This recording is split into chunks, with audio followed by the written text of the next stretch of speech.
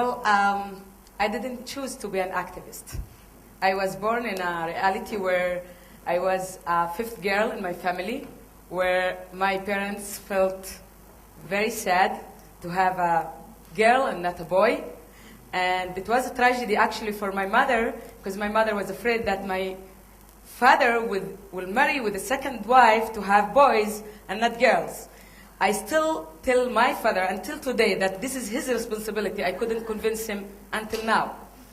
And for my father, it was a tragedy because he became Abul Banat, means the father of the girls, means no position in the diwan where the men used to sit and gossip and drink coffee and doing nothing. And to be born such an atmosphere where you feel that you are a tragedy, that your mother don't want to have you, and because of you, your father stopped going to the diwan where the men are sitting, it's a very, very hard feeling as a child. And they didn't save this from me. They keep telling me these facts. Now, I started my first career as a shepherd, where I used to wake up at 5:30 in the morning, taking my 50 sheep, 3 cows, and a donkey, going to the mountains of Lakia, next to Beersheba in the Negev desert, coming back in the evening. This is what I did when I was 5 years old. This is actually was my first career in community organizing. And believe me, you need the same skills.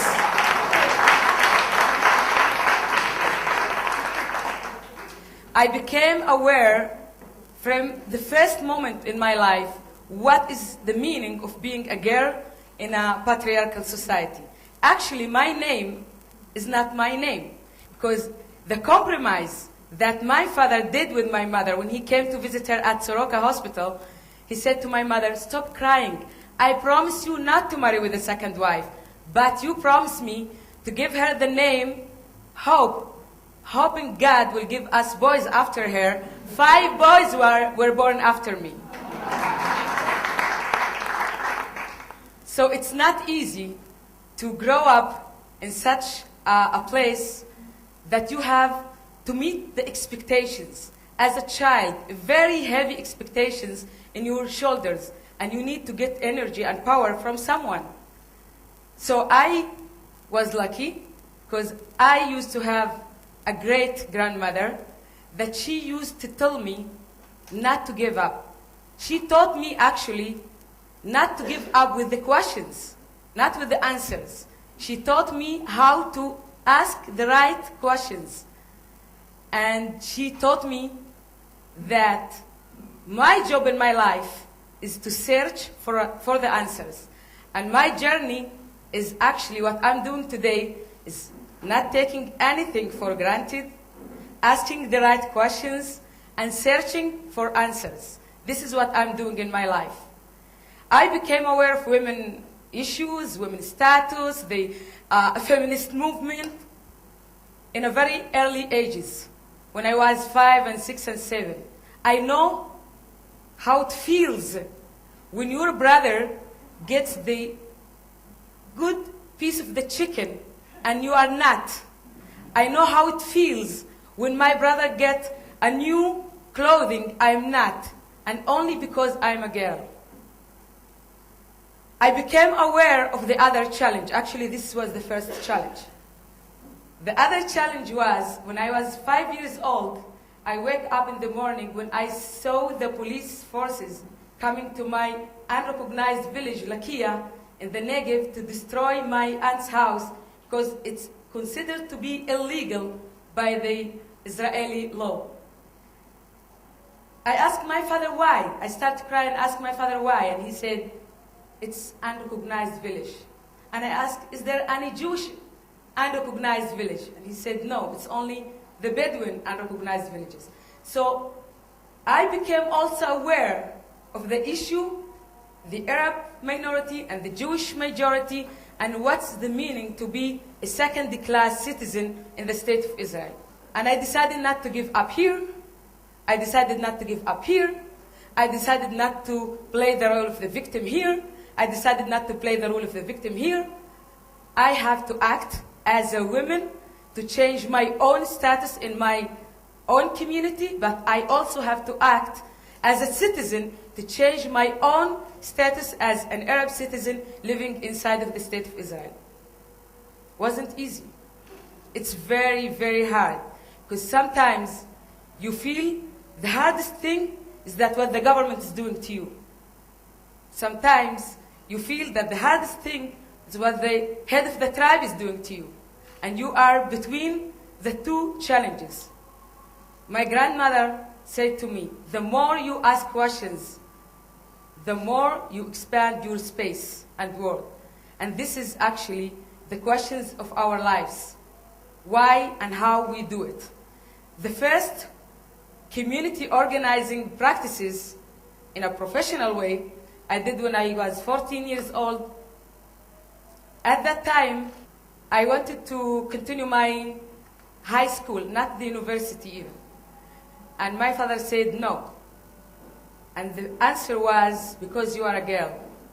And this was the first time that I heard in a very clear way, because you are a girl. And I decided to fight. Not in a way that most of us understanding what is fight. It's in a way the way that you know you are angry, very angry, but the way how you turn your anger into a situation where it became something positive, that you built programs to bring you in a better situation. And this is what I did. I started teaching my mother how to read and to write in Arabic and Hebrew. And I started with my mother. The day after, all the women from my tribe came to my class. After 7 years doing this, I found myself a community organizing, and I set up the first Bedouin women organization in Israel.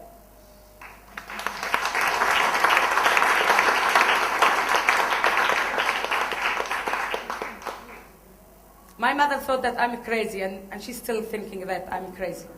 But sometimes we have to be crazy to do what we believe in it, and to do in passion, and to really follow up what we are doing and follow up our steps. I start to be an active in human rights issue. I start leading demonstrations, and for my mother was the girl, the crazy girl that no one will marry her. This was the dark dream for my mother, that I won't be able to get anyone to marry me. I'm lucky I got someone crazy to marry me, so I'm married and I have twins. And when I went to the university, was the first time meeting with Jewish people.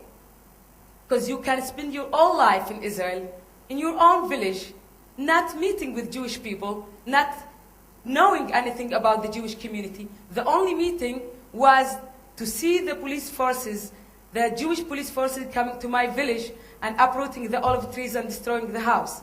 And when I was at the university, this was the first time. And I started questioning what's going on there. But I was an activist, and I was fighting for the Arab students' rights. The majority of the Jewish students didn't like this, so I wasn't a friend of them. So I still, at the university, even in the campus, not having a real conversation with the Jewish community and with the Jewish students. The last year of my studying, I got a scholarship to do my master's degree at McGill University. It was, I'm not going to tell you the whole story, because then you have to stay with me 3 days and a half. So I went there, and what happened there, that my professor sent me to do my field work in one of the Italian women's shelters there. And she gave me an address. I went there, it was in Quebec, in Montreal. I took the bus. I asked the driver, do you know where is this and this? And he said, only French. I said, no French, English. No, only French. I said, please, no French, English. He said, no, only French. And all of a sudden, I heard a Jewish girl saying to her mother, Ima, Ima, tinagvi li ta'af bibakasha. All of a sudden, I felt at home. This Hebrew language that used to be a language that I felt scared when I heard back in Israel became my language when I was in that bus. And I ran to this woman. I said, "At medaberet Ivrit? Do you speak Hebrew?" "Yes, I'm from Israel." This and that. And then she helped me. And I started asking myself, why should I go far away from the Negev to Canada, 13 hours flight, to meet with people who cares about my own situation, who share with me the same concerns about how should we live as Arab minority and Jewish majority in Israel, how we can create a shared space for both societies where we have equal rights and mutual understanding and respect. And the minute I came back from Canada was to establish my own organization called AJEEC, the Arab Jewish Center for Equality, Empowerment and Cooperation, where we believe that the cooperation between Arab minority and Jewish majority in Israel, it's not a choice. It's a must. But we cannot cooperate unless we empower the Arab community to bring them into equal basis and to cooperate from there. So this is the mission of my organization. And 2 years after, I decided that I want to have babies. I want to be a mother. And I was worried about their own future in terms of school. I wanted my kids to get an opportunity to meet with the others, not when they travel to Canada after 20 years, but earlier, in their own space, in their own land, in their own villages. And I decided to set up Arab Jewish school, a bilingual school for Jewish kids and Arab kids with my Jewish colleague. We decided to open first a kindergarten. For us, it was easy to recruit the Arab community because this was the only choice for them, because the schools in the villages are very disadvantaged. For the Jewish community, there are many alternatives, so it was very easy to bring them into our idea. So we start going around in the public park of Beersheba to give brochures to the Jewish community and to invite them to join us in our program. And for me, as someone who, grew up in a village with all this stereotyping, I felt, even I'm like strong women, I felt very weak to approach the Jewish family and say, "Come and join us." And my daughter and my son were going around giving everyone a brochure written in Arabic and Hebrew. And all of a sudden, one of the Jewish women pushed my daughter Adan away. And I said to my husband, "Oh my God, I am a very bad mother. I put my daughter in such a situation where she have to, to face the racist attitudes of the Jewish community in these very early ages." And she at that time was 3 years and a half. And my husband said, "Wait, stop, listen to her. Maybe she's gonna tell you something else." She even didn't stop by us. She keep running, and she said, "By the way, I think these women have no child at 5 years old. This is why she didn't want to get this brochure." As simple as that. This is our adult life where we learn how to be racist, we learn how to be prejudiced, and we learn how to be complicated. The kids are very clean in this matter. So I wanted that my daughter will grow up in such an atmosphere where she can be there by herself and to raise her own identity. And the issue of identity is very strong, because we are not talking about bringing Jewish kids and Arab kids and creating a third identity. This is not about creating a third identity.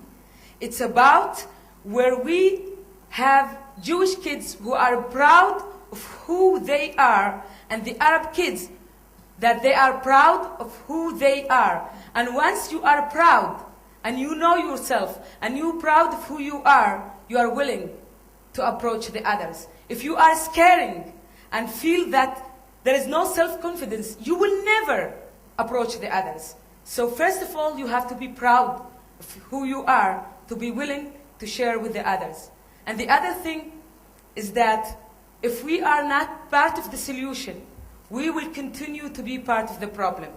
And we have to decide to act and to bring the solutions. Otherwise, every one of us is part of the problem if we are not taking an action to bring the solution. And the other thing is that if we are taking our position and our role to be effective in that social change process, we will be the victim of this process. So we have to choose to be part of this social change process. And the other thing is to believe in ourselves.